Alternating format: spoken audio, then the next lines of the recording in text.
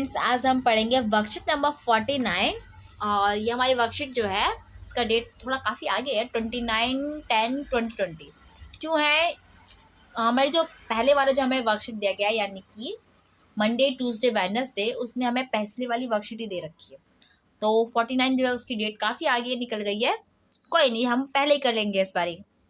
आंकड़ों का प्रस्तुतिकरण, नया चैप्टर जो हमने पिछली बारी कुछ इसके बारे में पढ़ा था, कुछ आइडिया हो गया था, उसके आगे का हम चीज़ लेते हैं। चलिए, पहला उदाहरण ने दिया हुआ है कि नीचे 50 नंबर का एक टेस्ट में कक्षा 9th के 30 विद्यार्थियों द्वारा नंबर प्राप्त किए गए हैं। वो क्या है? ये नंबर है, बहुत सारे हैं। चलिए, बच्चों ऊपर दिए आंकड़ों में से किसी निष्कर्ष पे पहुंचने जैसे अधिकतम से न्यूनतम अंक ज्ञात करना में आपको कठिनाई का अनुभव होगा। हाँ, वैसे बहुत सारे नंबर हमें पढ़ने में दिक्कत होगी, वैसे कोई नहीं, लेकिन हमें पढ़ना ही पड़ेगा। इसलिए केवल आंकड़ों को एकत्रित कर लेने से भर से हमें अर्थपूर्ण प्रयोग नहीं कर सकते। इसमें रूप से प्रस्तुत किए गए आंकड़ों को यथा प्राप्त आंकड़े यानी रॉ डाटा कहते हैं। इन्हें क्या कहते हैं? रॉ डाटा कहा जाता है, क्योंकि ये नंबर में नहीं है, सीरीज वाइज नहीं है, इसलिए इन्हें रॉ डाटा कहते हैं, कच्चा डाटा। ठीक है। आंकड़ों से महत्वपूर्ण जानकारियां प्राप्त करने के लिए हमें व्यवस्थित करना पड़ेगा, यानी कि सबको लाइन में लगाना पड़ेगा। तभी हम आंकड़ों की ऐसी प्रस्तुति चाहते हैं जो हमारे समझने के लिए सरल हो और एक ही झलक में हमें आसानी से हमें मदद मिल जाए। आइए आंकड़ों को प्रस्तुत करने की विभिन्न विधियों को समझते हैं। चलिए, हमें समझते हैं। तो यदि ऊपर दिए गए कक्षा 9th के विद्यार्थी द्वारा प्राप्त किए गए अंकों को असेंडिंग और अवरोही क्रम में अगर हम लिखें तो महत्वपूर्ण जो जानकारी ज्ञात करने में हमें सरलता होगी। तो हमने इसे आरोही क्रम में लिख दिया, यानी 2 पहले लिखा, 5 12, यानी कि लाइन वाइज हमने लिख दिया। तो हम देख सकते हैं कि अधिकतम प्राप्त अंक क्या है? 41 है, और न्यूनतम प्राप्त अंक क्या है? 2 है। आंकड़ों में अधिकतम और न्यूनतम के मानों के अंतर जो होगा, आंकड़ों का परिसर, उसे रेंज कहते हैं। यहाँ पर परिसर क्या है? 41 - 2 यानी कि 39।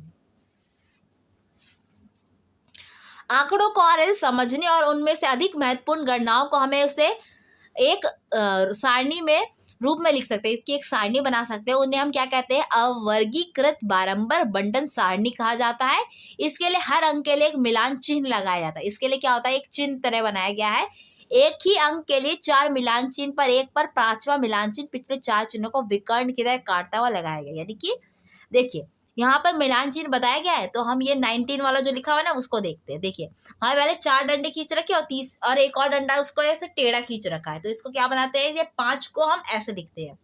यह हमें क्या करता है? हेल्प कर देता है कि इसको हम आसानी से गिन सकते हैं कि 5 का ये जोड़ा है, 5 का ये जोड़ा है, 5 का ये जोड़ा है।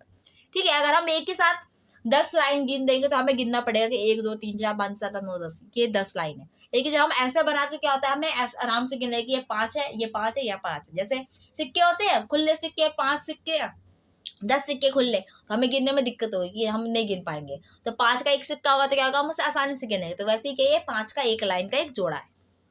ठीक है, आगे पढ़ते हैं। जैसा कि आप सारणी में अंक 19 और 21 के लिए देख सकते हैं, किसी अंक के सामने लिखेगा मिलान चिन्हों को गिनकर उसी अंक में बारंबार द्वारा लिखी जा सकती है। ठीक है, आप समझ गए होंगे कि इसी तरीके से हम लिखते हैं। तो पहले हम देख लेते हैं कि इसे बनाया कैसा गया। अंक दिए हुए हैं, जो स्ट्रिंग्स के बारे में हम पढ़ रहे थे, उनके वो दे रखे हैं कि अंक उन्होंने कैसे लिए हैं, और मिलान चिन्ह यानी कि कितनों बच्चों को कितना मिला है, और विद्यार्थियों की संख्या यानी कि कितने बच्चों को मिल रहा है उसकी बारंबारता। 2 बच्चों को 2 नंबर मिले हैं, 2 को फिर 5 नंबर मिले हैं, 4 को 12 नंबर मिले हैं, 3 बच्चों को 17 नंबर मिले, 5 को 19 नंबर मिले हैं, 5 को 21 नंबर मिले, 1 को 25 नंबर मिला है, 3 को 33 नंबर मिला, 1 को 39 मिला, 1 को 40 मिला है, और 3 को 41 मिला। टोटल यानी कि 30 बच्चे। हमें ये नहीं लिखना नंबर कितने, हमें ये लिखना है बच्चे कितने। ठीक है।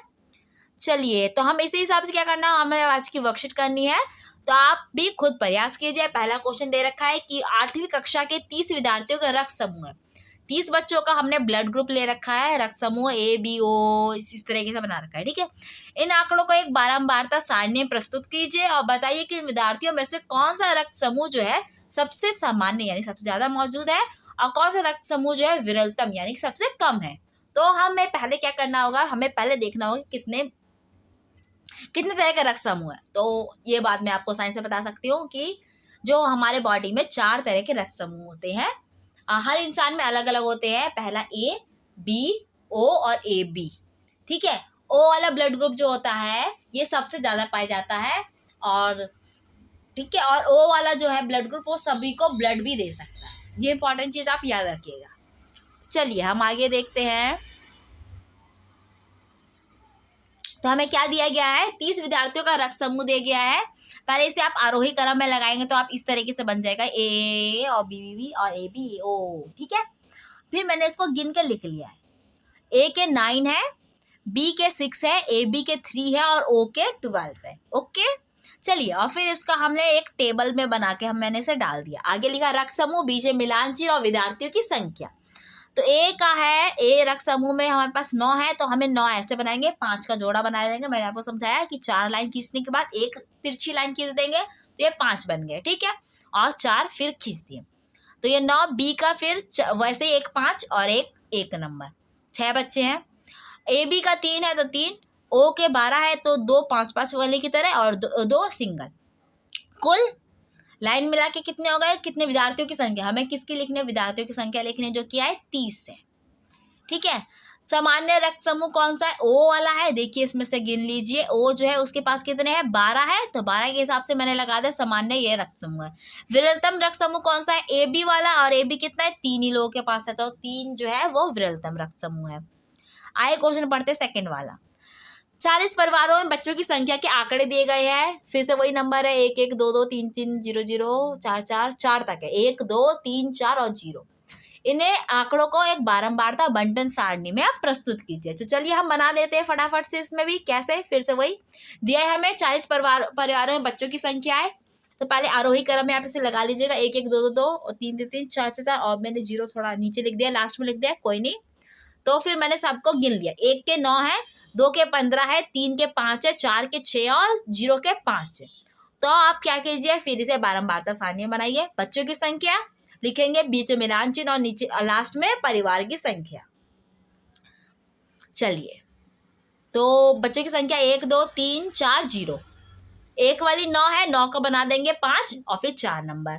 15 का 3 5 वाले बनाएंगे, और तीसरे 3 बच्चों वाले क्या है, 5 है, तो 5 का मैंने 1 बना दिया। 4 वाले 6 है तो 5 और 1 6, और 0 वाले 5 है तो 5 का, तो यानी कुल कितने हो गए, 40 पूरे परिवार है, वही हम लिख देंगे। बच्चों की संख्या नहीं लिखनी, किसकी लिखनी है, परिवार की संख्या लिखनी है। जो हमें दिया होता है संख्या जिसके बारे में, वही संख्या हम लास्ट में लिखते हैं, ठीक है। यानी परिवार की संख्या यहाँ दी गई है तो हम परिवार की संख्या लिखेंगे, बच्चों की संख्या नहीं लिखेंगे।